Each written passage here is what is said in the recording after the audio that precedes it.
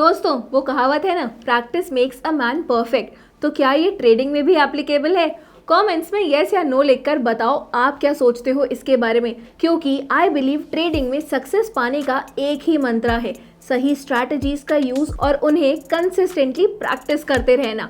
My self CA Simran Bakhtiyar and I welcome you all to 13th episode of our technical analysis series with Angel One, जहां हम stock market का basics to advance cover करेंगे।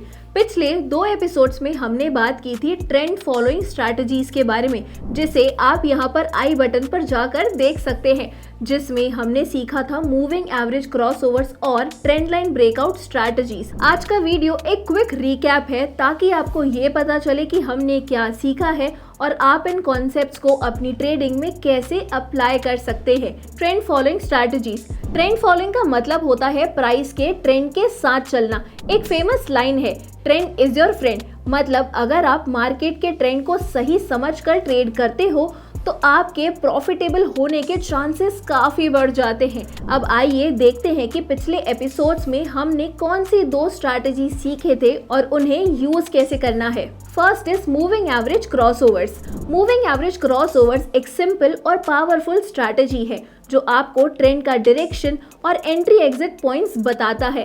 ये strategy moving averages के ऊपर काम करती है। की पॉइंट्स जो हमने कवर किए थे।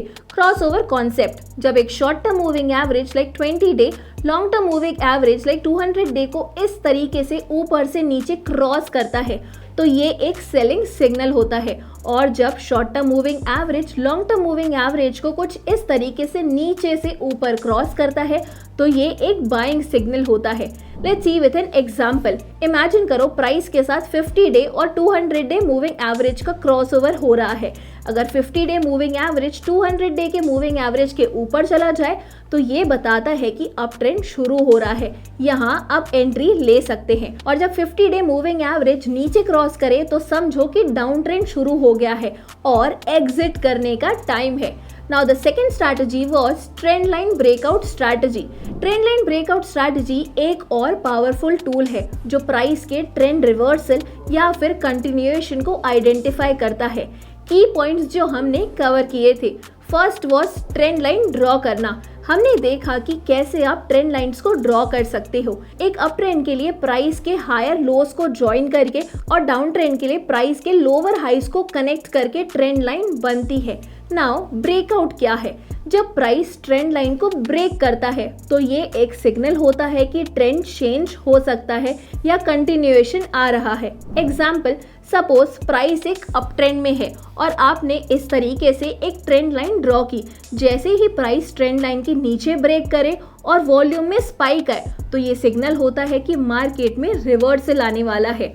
ऐसे में आप सेल कर सकते हैं। तो दोस्तों, आपको इन स्ट्रैटेजीज का रिकैप कैसे लगा मुझे कमेंट्स में ज़रूर बताएं, और कोई भी फीडबैक या फिर सवाल है तो आप उसे भी कमेंट्स में लिख सकते हैं। और अगर आपको ये वीडियो पसंद आया तो लाइक करें, शेयर करें और एंजल वन के इस यूट्यूब चैनल को सब्सक्राइब करना ना भूलें ताकि टेक्निकल एनालिसिस के अपकमिंग एपिसोड्स आप तक पहुंचे सबसे पहले।